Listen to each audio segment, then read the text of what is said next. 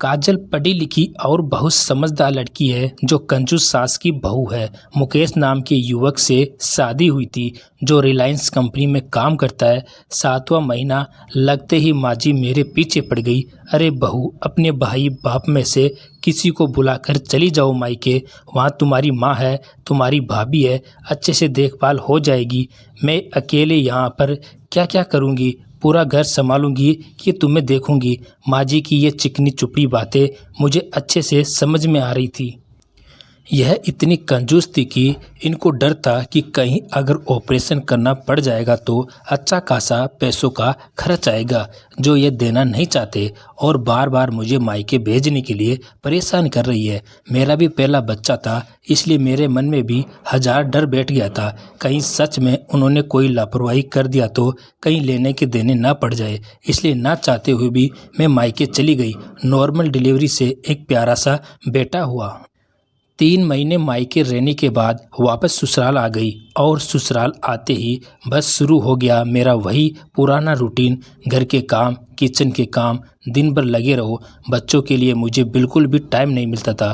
पूरे दिन नौकरानी की तरह काम करती रहो, बच्चे भी संभाल लो। माँ से बच्चा भी नहीं संभाला जा रहा था। बच्चे होने के बाद औरत कितनी कमज़ोर हो जाती है, किसी को इससे मतलब ही नहीं था मैंने खाना खाया या नहीं खाया।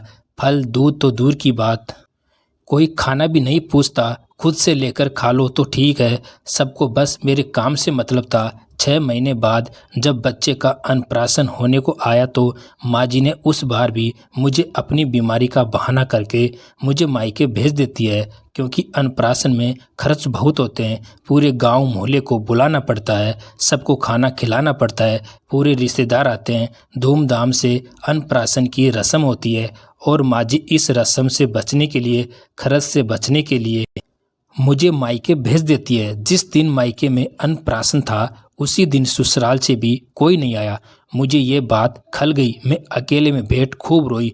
तभी मम्मी आई और कहती है, बेटा अगर तेरे परिवार वाले तेरा और तेरे बच्चे का खर्च नहीं उठा पाए तो कोई बात नहीं, हम तो है ना, तुम चिंता मत करो। लेकिन हम भी जब तक है तब तक तो ठीक है, इसके बाद सोचा है तुमने बेटा?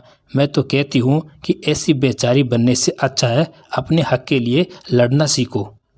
तुम्हारे ससुराल वालों की धीरे धीरे आदत बनती जा रही है। जब तक तुम अच्छी खासी हो उनके घर नौकरानी की तरह काम करो, और जैसे ही पैसे खर्च करने की बात आती है वह तुरंत मायके भेज देते हैं। ऐसे तुम उस घर के लिए बस एक काम वाली बनकर रह जाओगी, और मैं नहीं चाहती कि मेरी बेटी एक काम वाली बनकर रहे।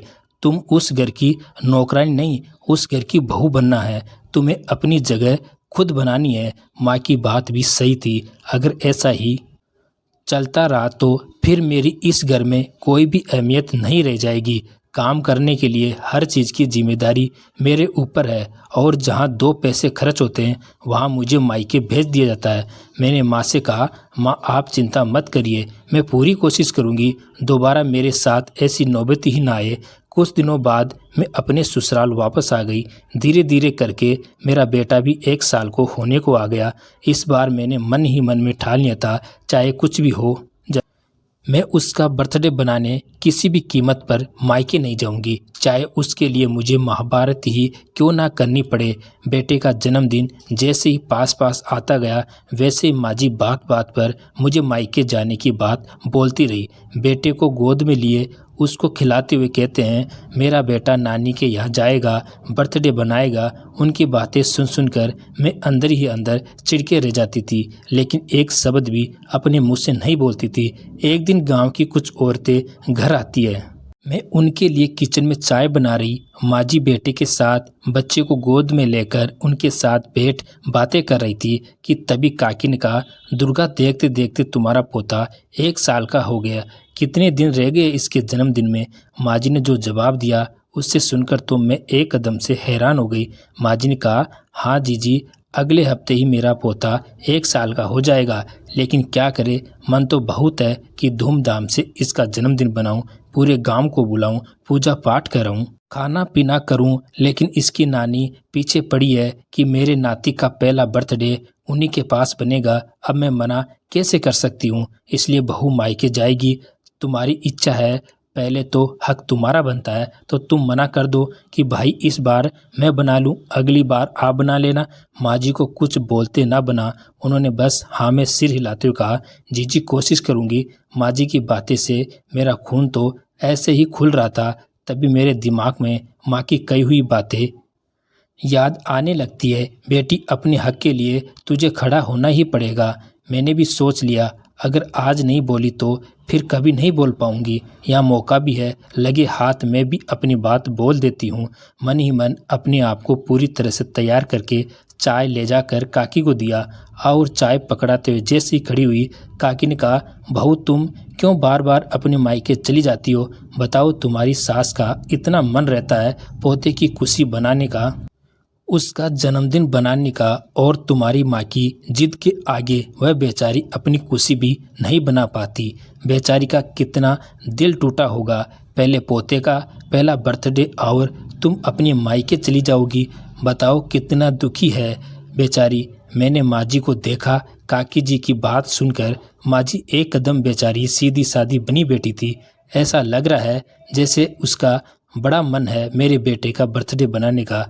मेरी माँ की वजह से लाचार बेचारी बनी पड़ी है। मैंने कहा, काकी ऐसी कोई बात नहीं है। अगर माँ जी का इतना मन है बर्थडे बनाने का तो आपको माँ जी की ओर से और हमारे पूरे परिवार की ओर से आज पहला बुलावा आपको ही मिलता है। आप अपने पूरे परिवार के साथ बर्थडे के दिन जरूर आएगा। और माँ जी का मन है पूरे गांव को बुलाने का, खिलाने का, पूजा पाठ कराने का। तो जो माँ चाहती है, जैसे चाहती है वही होगा। मैं अपनी माँ से बात कर लूँगी, मुझे नहीं लगता कि माँ मना करेगी। इतना सुनते ही माँ जी बड़ी बड़ी आंखें करके मुझे देखने लगती है कि तभी काकी जी माँ जी से कहती है, देख लिया दुर्गा, तुम्हारी बहू बहुत समझदार है। अब तो खुश हो जा, अब यह रोनी शकल हटा दे और अपने पोते के जन्मदिन की तैयारी कर। हमें तो भाई आज से ही बुलावा मिल गया है। कहते हुए काकी हंसने लगी। काकी जी के साथ साथ मैं भी मुस्कुराने लगी और तिरछी नज़रों से माँ जी को देखा तो उनका मुंह देखते बन रहा था। ऐसा लगा जैसे किसी ने माँ जी को ठग लिया हो। आज माँ जी अपने ही जाल में बुरी तरह से फंस गई थी। अब वह कुछ कह भी नहीं पाई और मजबूरी में उन्हें पूरे गांव को बुलाना पड़ा, खाना भी खिलाना पड़ा और पूजा पाठ भी करवाना पड़ा, जिसमें अच्छा खासा खर्चा हुआ।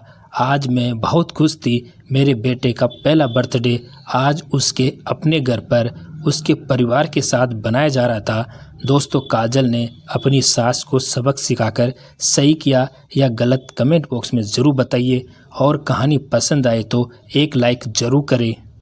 हमारा मकसद किसी की भावनाओं को ठेस पहुंचाना नहीं है। ये एक मनोरंजन के लिए बनाई गई काल्पनिक कहानी है। नई नई कहानियां सुनने के लिए हमारे चैनल को सब्सक्राइब जरूर करें। कहानी सुनने के लिए आपका धन्यवाद।